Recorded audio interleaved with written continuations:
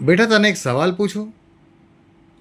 કેમ તું આજકાલ મારી સાથે વાત નથી કરતો અને બહુ દૂર દૂર રહે છે?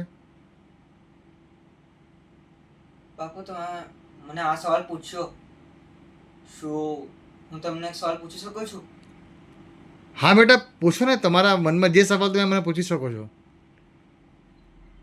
નાનપણથી લઈને અત્યાર સુધી તમે ક્યારે મારાથી પ્રેમથી વાતો કરી છે?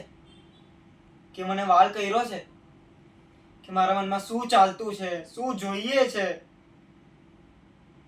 મનમાં વિચારો શું ચાલતા છે, તમે ક્યારે જાણવાની કોશિશ કરી છે? ના.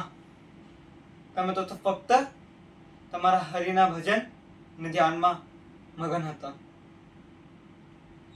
હું તમને એમ નહીં કહેતો કે તમે એમનું ધ્યાન ના કરો, પણ ક્યારે પણ તો મારું વિચારો.